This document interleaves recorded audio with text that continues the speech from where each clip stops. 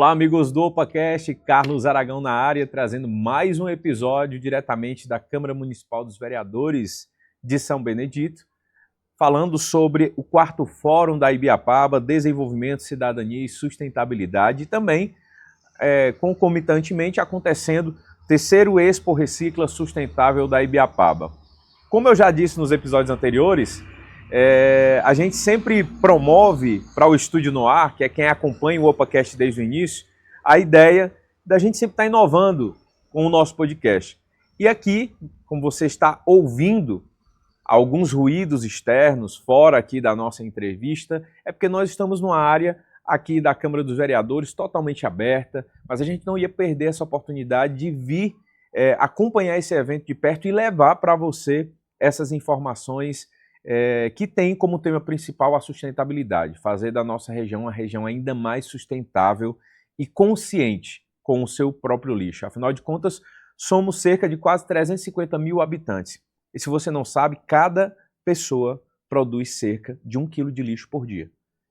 Você imagina, por mês nós estamos falando de quase 350 mil quilos de lixo sendo produzidos todos os meses. É isso mesmo, 350 mil quilos de lixo. E se você não souber dar o caminho, o destino correto para isso, ou até mesmo para aqueles, associação de catadores que fazem a condução e a distribuição desse material da forma correta, a gente vai acabar fazendo do nosso planeta um lugar insalubre de se morar. Então, o principal objetivo dessa temporada aqui do OpaCast é levar essa conscientização para você. E para isso, nós estamos aqui recebendo ela, que é formada em administração de empresas pela Faculdade Uninta, coordenadora da Associação Recicla Já e presidente da Rede de Catadores Sertão Norte. Eu quero que vocês me ajudem a receber com muito carinho Mônica Carvalho. Mônica, obrigado por ter aceito o convite, estar participando aqui com a gente. Feliz de estar recebendo você aqui no OpaCast, diretamente da 4ª edição do Fórum de Sustentabilidade da Ibiapaba. Obrigada, só tenho que agradecer o reconhecimento também, e estar nesse evento hoje é muito importante. A gente vê que cada vez mais essa área está sendo divulgada e a gente consegue trazer aos pouquinhos conscientização para o pessoal. É muito importante, então agradeço demais estar aqui. A gente que agradece. Mônica, para a gente começar, fala um pouco para a gente qual é o papel dos catadores dentro da cadeia de reciclagem. Então, gente, quando a gente fala de catadores, a gente é muito comum colocarem, eles são fundamentais, eles são o pilar, e realmente são. Hoje, essa área de sustentabilidade está sendo muito ampla, falada, mas lá atrás, quando não era tão falado, quando não era tão visto, eram os catadores que estavam lá fazendo o trabalho. Hoje eu estou até com uma palestra aqui para falar um pouco sobre a invisibilidade dos catadores, que antigamente também tinha muito. Hoje eu acredito que continua, mas hoje a gente já está conseguindo alguns espaços. Eu estar aqui hoje, a gente está representando a categoria dos catadores, já é um avanço muito, muito importante. E os catadores, eles fazem esse papel fundamental, que é o quê? Levar esse resíduo das pessoas para colocar a destinação certa, que é a destinação correta. Os catadores, eles pegam nosso material, nosso resíduo reciclável, e além de gerar renda com isso, eles estão fazendo ali o trabalho de levar esse lixo para o lugar certo, que é retornar para a indústria e a gente fazer esse círculo. Hoje, a gente, igual você falou, tá absurdo a quantidade de resíduo que a gente consome, É mais ou menos isso, 350 mil quilos de lixo por mês, Cresceu demais, e continua crescendo, e a gente não imagina para onde vai, A gente fala assim, não, vamos colocar o nosso resíduo para fora, mas aonde é o fora, Eu pego ali, consumo o que eu tenho que consumir e simplesmente eu coloco na porta de casa e o caminhão de lixo leva. Isso é o levar para fora, mas a gente tem que ter a consciência hoje que não existe o fora. Sempre vai estar dentro do planeta, sempre está dentro do meio ambiente. E igual você falou, como que a gente vai viver num mundo daqui a pouco onde está cada vez mais resíduos, cada vez mais lixo, E a participação dos catadores nisso é fundamental, né? Eles estão retirando aquele material que ia para um aterro sanitário, que ia para a natureza, e ele está devolvendo esse material para as indústrias para estar gerando ali, fazendo um novo produto. De uma forma sustentável, até mesmo gerando renda para eles. Gerando renda também, né? E, Mônica, você falou que hoje em dia já há uma visibilidade maior e diferenciada para os catadores, mas ainda existem alguns desafios. Sim. Quais desafios as associações de catadores enfrentam atualmente? Né, igual, hoje a gente já tem muito catador formalizado em associações, né? Mas também tem os nossos catadores que são avulsos. E eu acredito que a maior dificuldade dos catadores hoje, além da cultura mesmo da população referente ao resíduo, né? A gente fala que é cultural essa questão de lidar com o nosso resíduo hoje. Fazer a separação, uma coisa que é tão simples, né? E às vezes acaba sendo tão complicada. Mas assim, o desafio é esse, estar ali com a população, orientando, falando que aquele resíduo que ela consumiu, ela pode gerar renda, né, para a associação, renda para o catador. E também essa organização da própria associação, né, a gente enfrenta também muita dificuldade, porque assim, a gente tem que entender que as associações, elas são formalizadas, né, é um CNPJ, né, e assim, quando a gente fala de regularização das associações, a gente enfrenta ainda também muita dificuldade, porque às vezes até o próprio município que está a associação não apoia, mas eu acredito que hoje a gente já teve um avanço bem significativo nessa questão. E são essas as dificuldades diárias, né? Estar ali com a população orientando, falando a importância do resíduo dela, né, para uma associação. E a formalização. Eu acredito que quando a gente não consegue formalizar uma associação, fica ainda mais complicado. Mônica, a gente percebe ainda a falta de informação. Eu tenho uma máxima que eu gosto sempre de frisar, que é: a informação que eu não tenho, ela pode estar me prejudicando. Exatamente. E quando a gente fala sobre vamos dizer assim, a coleta seletiva, isso ainda eu vejo como um grande gargalo em relação à parte da reciclagem, né? Sim. Qual a importância da coleta seletiva para o sucesso da reciclagem? É fundamental, né? A coleta seletiva, o que é? Vamos lá. A gente gera o resíduo, né? E a população, nós como cidadãos, a gente tem a responsabilidade por esse resíduo que a gente gera. Então, quando um município ele implanta a coleta seletiva, a gente tem que também ter essa consciência da separação. E aí foi colocado, né? Fomos ensinados a ter essa separação das cores, né? Dos tipos. Tem que saber ali o que é o papel, o que é o metal, o que é o vidro, e toda essa separação. Mas você concorda comigo Seco, que... e o Exatamente. molhado. Você concorda comigo que não tem como eu fazer toda essa separação dentro da minha casa. Verdade. Né? Ficaria inviável. E aí as pessoas, elas ainda param e travam nesse conceito de, não, eu não posso entregar um resíduo se eu não separo direitinho e tal. Só que o que é hoje a coleta seletiva? É exatamente isso. Hoje a coleta seletiva é você separar o seco do úmido. É exatamente isso. Você na sua casa, você separa o seco do úmido, você já vai estar contribuindo muito com a associação, muito com o catador, porque na hora que você vai entregar esse resíduo ou para coleta seletiva, o programa de coleta seletiva que vai ter aquela organização, ou para um catador avulso, ele já vai chegar na sua residência com um material de qualidade para ele. Um material limpo, um material que ele vai estar ali usufruindo. Então, assim, quer dizer que essa simples separação do seco e o úmido já vai, avanço, vamos dizer assim, podemos dizer que é 70% de ajuda para os catadores. Tanto para a associação como para o catador avulso. Por quê?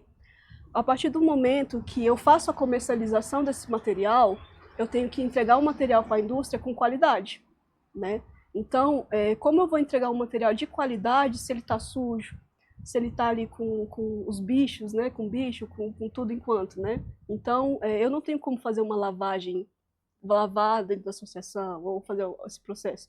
Você imagina o trabalho, né? De fazer um processo desse, de limpeza, para o resíduo sair com qualidade.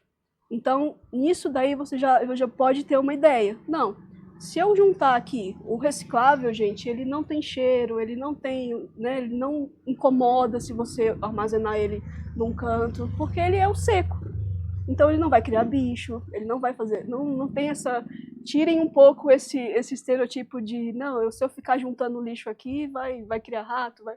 Não, o reciclável, ele é apenas uma embalagem que você utiliza. Ele é aquela embalagem de detergente que é Aquela limpo, caixa de leite. aquela caixa de leite que se você colocar uma aguinha e deixar para secar, não tem problema nenhum. É o shampoo que você usa, que quando acaba, coloca uma aguinha e você deixa lá escorrendo. Então, esses são os materiais que a gente tem, que a gente utiliza e que são de valia para as associações e para os catadores. Então, são materiais simples do dia a dia que a gente pode fazer essa separação. E aí, a gente, na verdade, o perfeito seria o lixo zero, né?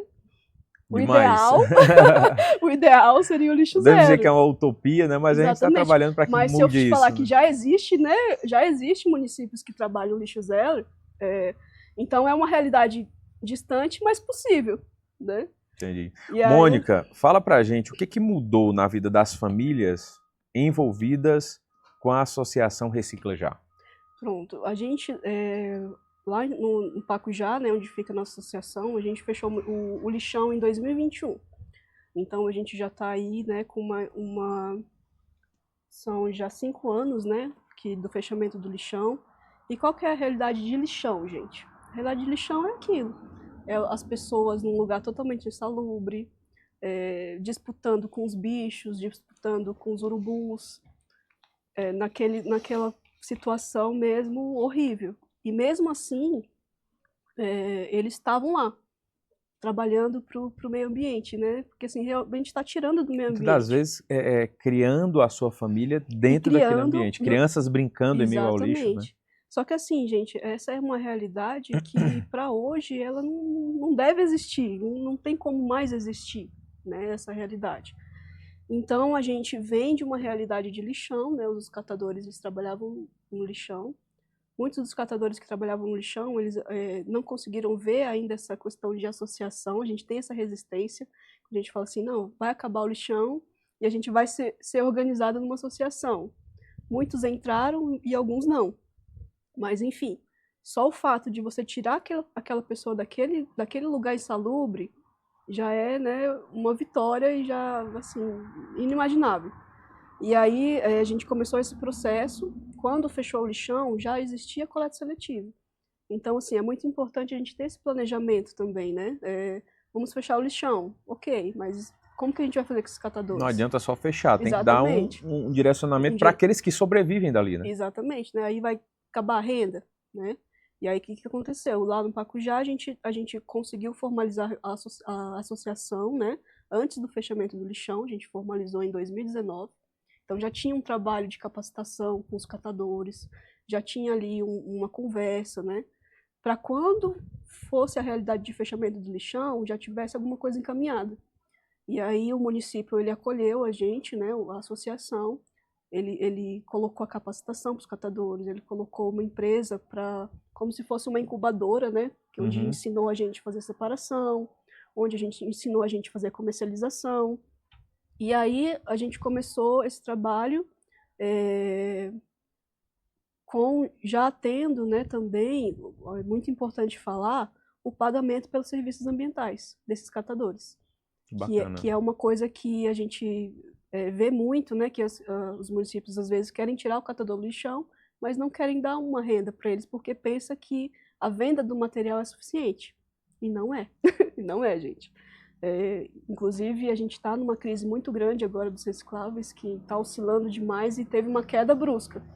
Então, como que eu vou dar uma segurança para o catador, sendo que eu só estou dando ali para eles os resíduos? Não fecha, a conta não fecha. Não bate, nunca vai bater. Então, um diferencial do município do Pacujá foi isso. A gente já começou recebendo um salário mínimo, né?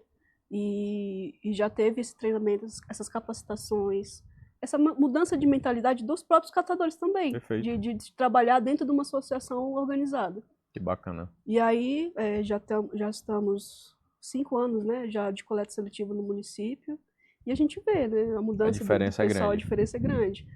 Até tanto de mentalidade como da renda dos catadores, eles estão, né, mais tranquilos. E tem quando aquela a segurança. população começa a perceber que realmente é algo sério, não é É, fachada, que realmente está acontecendo, está fazendo acontecer, a população acaba colaborando. e colaborando. Porque assim, quando você entra num município que faz uma coleta seletiva efetiva, a gente vê, não tem mais os resíduos jogados, né? Não tem mais aquela sujeira mesmo, que às vezes a gente entra no município e está tudo lá acumulado. Acaba com isso. E aí a própria população ela já vai valorizando, né? Já vai vendo os resultados. Lá no Pacujá a gente também tem um sistema de bonificação para os moradores que fazem a coleta seletiva, né? Então, às vezes, é um incentivo também, eles começam a juntar, vai juntando e vai acumulando pontos, né? E aí eles vão trocando pelos prêmios. E tem que ter essa conversa mesmo, de dia a dia ali com os moradores, orientando. O processo é educacional mesmo. Educacional. Né? Bacana. Mônica, qual a mensagem você gostaria de deixar para a população da Ibiapaba sobre esse tema? Muito importante. Gente, os resíduos, igual foi falado aqui, é responsabilidade da população. É uma responsabilidade nossa da gente dar a destinação correta. Então, quando a gente está no município, quando a gente está vendo esse movimento de resíduos, essa consciência, né, é importante que a população apoie. E é importante falar também do hábito, né? Começa a se tornar um hábito. A gente pensa que é difícil, mas não é. Às vezes a gente deixa lá em casa mesmo. Lá em casa eu quase não produzo, porque assim, o meu resíduo, o seco, vai para a reciclagem e o úmido vai para a compostagem. A gente planta, faz alguma coisa ali. Então, até chegar a esse lixo zero, é possível, gente. É possível. Não é uma coisa que é um bicho de 7 cabeças. Às vezes eu tô com um resíduo ali que é misturado, papel com alumínio, né? Muito comum. Tô com uma marmitinha ali. É dar uma lavadinha, deixar para secar e deixar ali guardado, que não vai gerar odor, não vai gerar bicho, não vai trazer rato. É uma coisa muito tranquila. E vai o hábito, com mais você vai fazendo, você vai pegando gosto de separar, de organizar. Às vezes, até uma pessoa começa, a família ela começa a ver aquilo mobiliza, ali, mobiliza, assim exatamente. como a atividade física, hábitos de leitura, aí, tudo daqui isso aí a vai pouco a gente incentivando. já está ali as crianças também envolvidas, né? De estar separando, de estar fiscalizando. A gente tem algumas educações na escola, né? A gente faz alguns movimentos na escola. E teve uma vez que eu fui na escola dos pequenininhos. A gente, mas vai ter consciência os pequenininhos? Não vai, mas eles estão ali orientando a mãe, o pai. É quem assim, lembra de dar o recado pro de pai e falar pra assim, mãe. olha, vamos separar. Às vezes eu esqueço, tô no carro, aí pego o papel aqui e vou jogar fora. Minha filha e papai não pode jogar lixo na rua. Não pode, exatamente. Ela lembra. E aí vai gerando ali um hábito, vai gerando ali um costume da gente não jogar no chão, não jogar em qualquer lugar. Então, gente, é possível.